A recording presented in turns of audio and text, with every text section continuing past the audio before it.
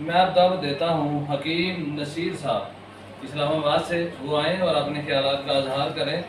انہوں نے ان 7 دنوں کے اندر کیا کھویا، کیا پایا، اور یہ آپ اپنی زبان سے خود بیان کریں گے؟ نہیں ہے بات، وہ بھی نہیں ہے یہ بھائی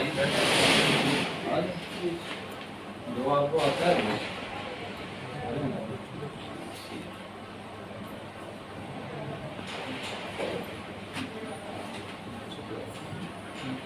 بسم اللہ الرحمن الرحیم۔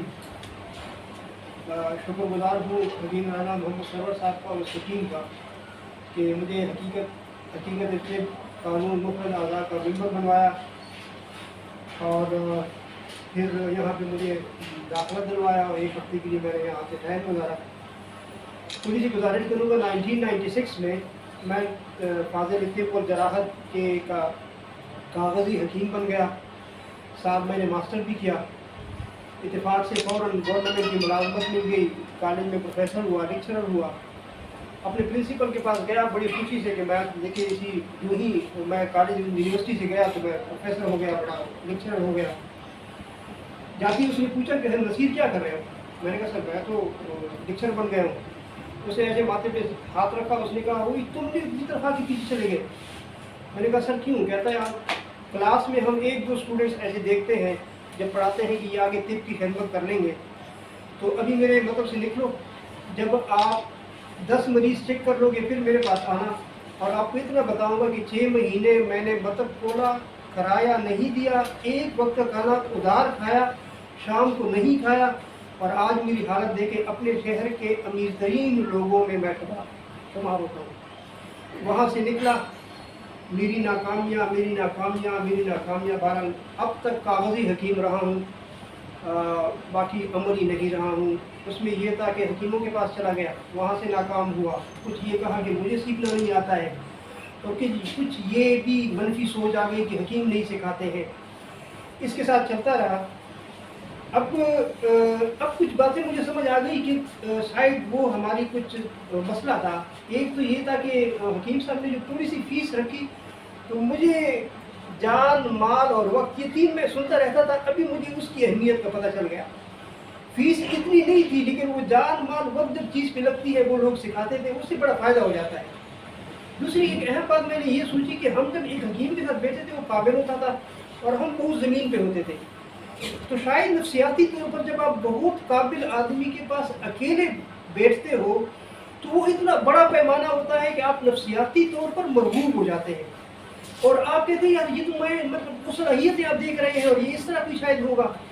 بہرحال ابھی حکیم صاحب کی 2 حکمتیں کہ اس نے کلاس ارینج کی اور یہ تھوڑی سی فیس جو صرف وہ جو جان مال والا ایک حصہ بن گیا، اس کا فائدہ مجھے آج نظر آ گیا۔ اور یہ جو کلاس میں نے 7 دن گزار دیے، اللہ تعالیٰ اس کو جزائے خیر دے کہ مجھے اب ایسا سمجھوں کہ وہ کاغذی کے ساتھ ساتھ شاید وہ جو میرے حکیم نے کہا تھا کہ میں پرنسپل نے کہا تھا کہ کچھ لوگوں کو پڑھاتے ہیں جو طب کے لیے کام کریں گے، وہ شاید میرا ٹائم گزر گیا ہے، شاید سفید داڑھی ہو گئی اور اس طرح اتنا وقت شاید میرے پاس نہیں ہوگا، لیکن مجھے یہ امید اب بہت اعتماد آ گیا کہ کاغذ سے نکلوں گا اور انشاءاللہ ابھی میں عملی میدان میں مجھے وہ اعتماد مل گیا۔ میں مطلب اس کی بڑی خوشی ہے مجھے۔ ہاں ایک بات ابھی ایک اور مرحلہ یہ ہے کہ شکر ہے ایک سکھانے والا آدمی تو مطلب مل گیا، لیکن اب اپنی صلاحیت کو کیسے بڑھانا ہے یہ اب مجھے دوبارہ اس پہ غور کرنا پڑے گا، اور کہ میں اپنی صلاحیتوں کو کیسے دوبارہ کر لوں گا۔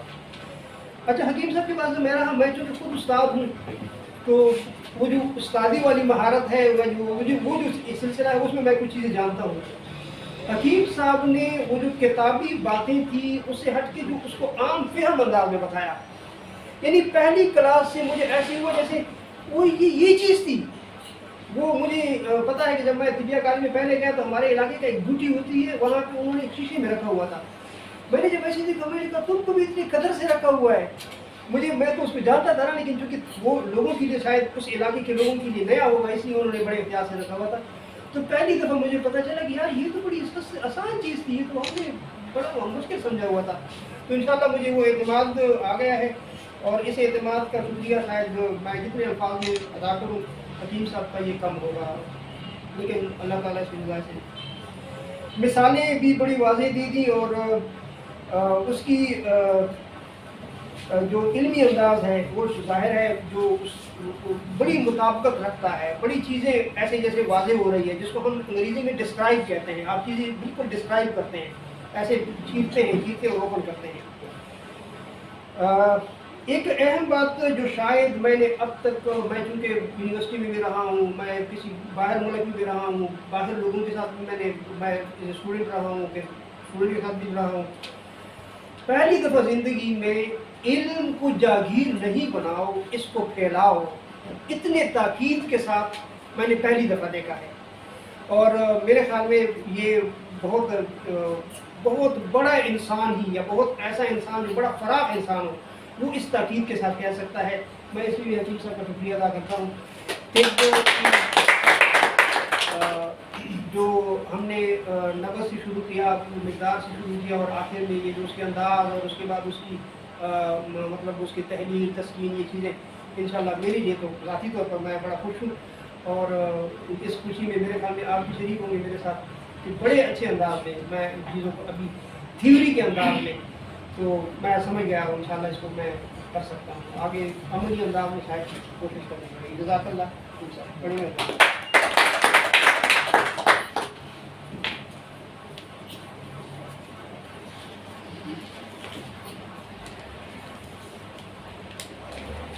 جی، یہ تھے پروفیسر حکیم محمد نصیر صاحب اسلام آباد سے۔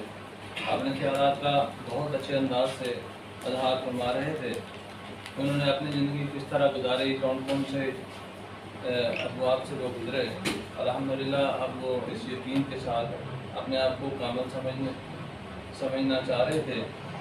تو یہ علم ہے، اس علم ہمیشہ کوئی بھی انسان ہے وہ کامل نہیں ہوتا، اور کامل ساری زندگی انسان کوئی بھی ہے وہ طالب علم ہی رہتا ہے، اور ہم بھی انشاءاللہ طالب علم ہی رہیں گے، ٹھیک ہے جی۔ تو وہ اپنے خیالات کا اظہار کر رہے تھے۔